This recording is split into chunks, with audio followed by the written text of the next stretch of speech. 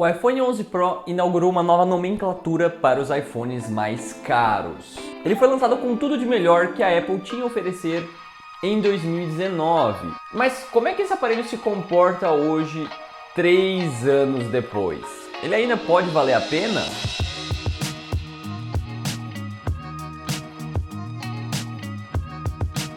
Em 2019, em setembro, a Apple anunciou os iPhones novos para aquele ano. Começando pelo mais simples, o iPhone 11 tinha como principais diferenciais em relação ao iPhone XR o novo chipset, como de costume, mais memória RAM, uma câmera mais traseira, ultra-wide, além de melhorias finalmente na câmera frontal, algo que estava devendo desde o iPhone 7. Também temos um incremento de bateria, sempre muito bem-vindo. O iPhone 11 Pro, que é o modelo que eu tenho aqui, era um modelo carro-chefe. E eu vou entrar em mais detalhes da ficha técnica dele daqui a pouquinho, mas eu acho também interessante notar que além do 11 Pro, existia também o 11 Pro Max, né?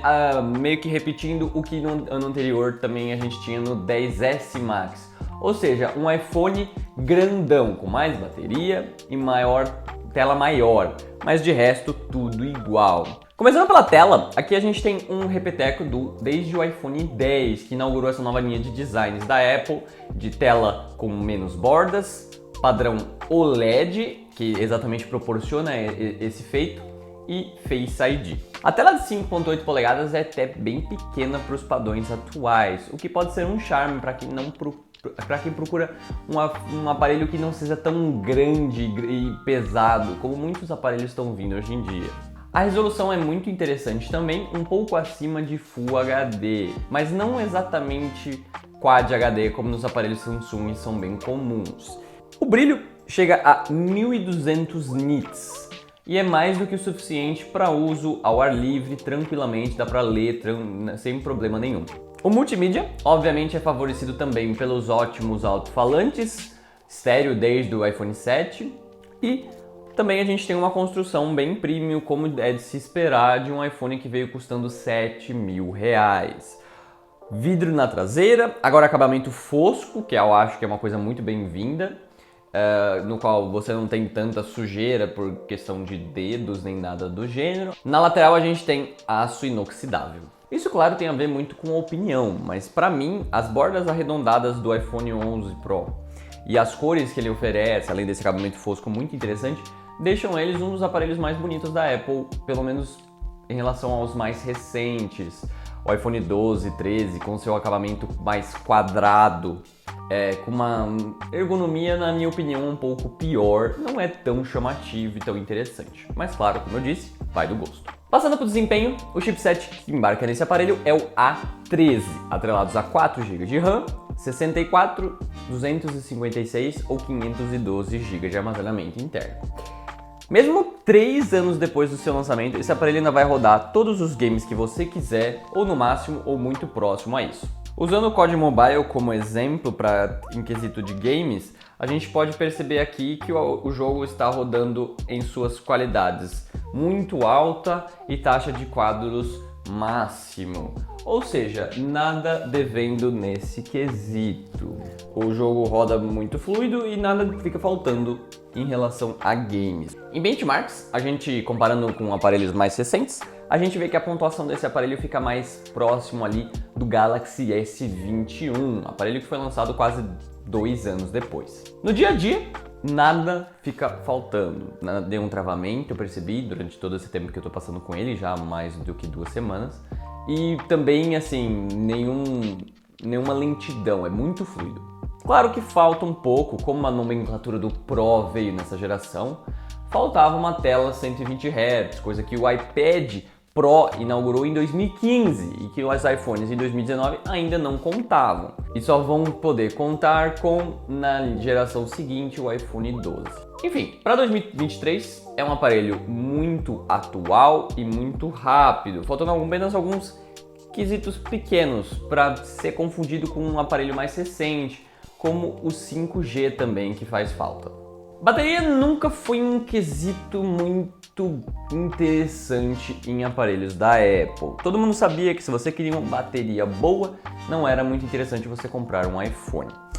De alguns anos pra cá, no entanto, a Apple finalmente quis mudar esse estigma e a linha 11 é o melhor exemplo disso. O iPhone 11 teve sim algumas melhorias incrementais em relação à bateria do iPhone XR, mas o iPhone 11 Pro então teve uma melhoria ainda mais perceptível entre ele e o XS, seu antecessor.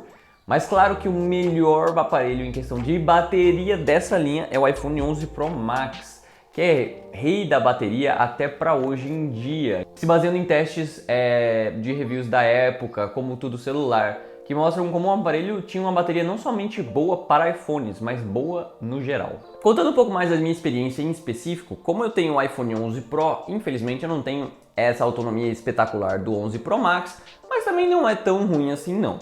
Num dia com uso bem cheio, eu consegui ali por volta de 5 horas e meia de tela ligada, com uso muito intenso em games, e chegou ali no final do dia por volta de umas 7 horas da noite com 10% da bateria. Isso quando deixava ligado sem ligar o modo de economia de bateria, ok?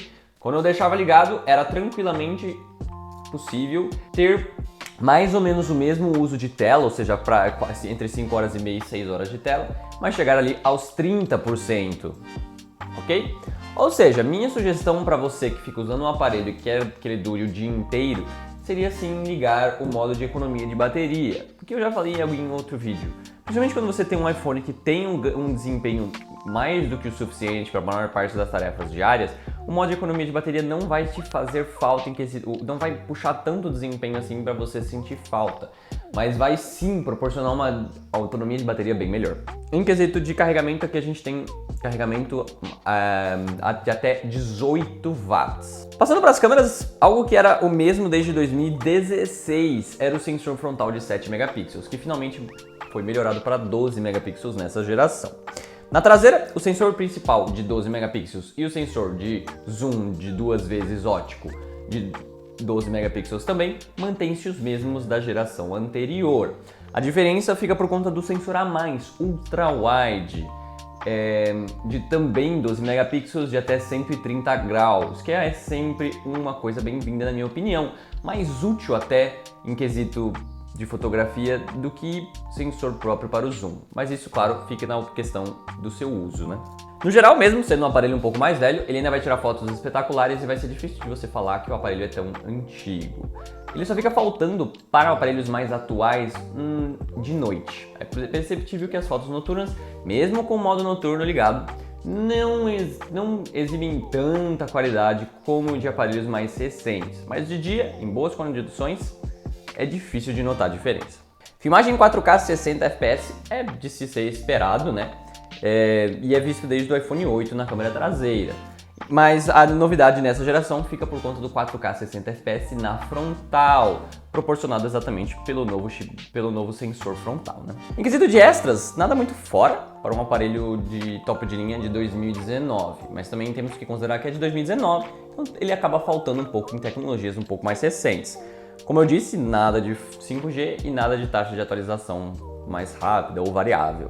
Mas ele tem Wi-Fi 6, IP68, Wireless Charging, NFC para pagamentos, né, com o Apple Pay, Face ID, que infelizmente não funciona com máscaras nessa geração, apenas na geração seguinte ele foi começar a ter essa opção de você poder cadastrar a sua cara com a máscara, o que fica um empecilho um pouco para aquelas pessoas que ainda se veem obrigadas a usar mesmo hoje em dia, né? Em quesito de updates de software, seguindo o padrão da Apple, é de se esperar pelo menos 5 anos de suporte de atualizações e mais algum tempo de suporte de updates de segurança. Ou seja, com esse aparelho sendo lançado em 2019, é esperado que ele vai receber pelo menos ainda o iOS 17 no final desse ano e o iOS 18 no final do ano que vem, ok? Ou seja, ainda é um aparelho que pode ser indicado para pessoas que pretendem ficar bastante tempo com um celular. Enfim, vamos falar de preço e se ele ainda vale a pena, né? Nenhum dos 3 aparelhos da linha de 2019 ainda é vendido oficialmente pela Apple. Isso significa que os preços sobem por conta do estoque baixar. O iPhone 11 não sofre tanto com isso por conta de ter sido um aparelho que vendeu por muito tempo e vendeu muito bem, sendo um dos aparelhos mais vendidos da história da Apple.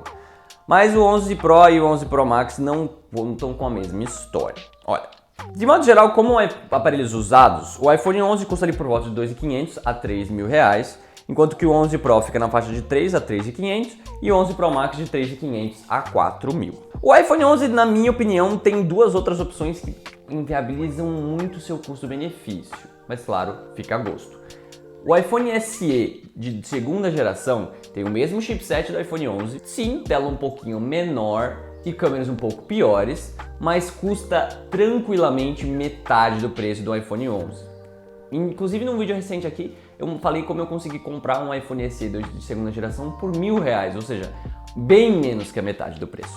Talvez valha mais a pena. Ou outra opção ainda é o iPhone SE de terceira geração, que conta com o chipset do iPhone 13, ou seja, com 2 anos a mais de suporte do que o iPhone 11. Além disso, ele tem uma bateria melhor até do que o iPhone 11, mas sim, tela menor e câmeras piores. A questão é que ele pode ser facilmente encontrado novo pelo mesmo preço do iPhone 11. Difícil de argumentar. Claro, se você conseguir encontrar um iPhone 11 com uma bateria interessante, talvez ainda na garantia, por um preço um pouco mais baixo que isso, se você prefere um aparelho maior, com câmeras um pouco melhores, pode ser que valha a pena. Se não, eu realmente recomendo essas outras duas opções. Passando para o iPhone 11 Pro e 11 Pro Max, eles têm custo-benefício ainda mais difíceis do que o iPhone 11, infelizmente. Eles são ótimos aparelhos, ele tem uma sensação e desempenho muito páreo com o aparelho que era muito premium na época e ele ainda se sente muito premium hoje em dia. A questão é o preço. Simplesmente talvez tenham opções melhores por esse mesmo preço. Para quem busca novo, um iPhone 12 não custa muito mais, custa muito próximo a um preço do iPhone 11 Pro. E olha, você vai estar levando um aparelho mais novo, com desempenho melhor, 5G, por mais que sim, a bateria é bem pior, então tem que tomar cuidado com isso também. Mas é basicamente para termos de comparação, é possível comprar um iPhone mais novo, inclusive em condições novas, por menos do que um iPhone 11 Pro usado. E um iPhone 13 que conserta esses problemas da bateria e ainda é mais novo, mais desempenho e etc., custa não muito, bem próximo ali a um 11 Pro Max, por exemplo. Dificulta um pouco o custo-benefício. Ou ainda mais, se você estiver perto para aparelhos Android, ainda é mais fácil de perceber como o custo-benefício desses aparelhos é complicado. Como eu disse, ele tem um desempenho muito próximo a um Galaxy S21, que custa usado por volta dos 2.500, ou seja, bem menos. Com tela 120 Hz, bateria bem melhor, 5G, além de ser um aparelho bem mais novo. Ou ainda mais, um Galaxy S22 custa tranquilamente R$3.500 novo, pelo mesmo preço do iPhone 11 Pro. Claro, se você conseguir encontrar um aparelho por um preço um pouco melhor e dar mais importância para esse acabamento mais premium dos iPhones 11 Pro e 11 Pro Max em relação ao iPhone 12 principalmente, ok, você não vai... no dia a dia você realmente vai perceber que o aparelho é muito bom, mas tem que só tomar cuidado para não fazer um mau negócio. Mas é isso, eu vou ficando por aqui. Espero que vocês tenham gostado desse vídeo. Se vocês gostaram, não se esqueçam de tapar aquele joinha e de se inscrever no canal para não perder mais conteúdos como esse. Mas vejo vocês semana que vem.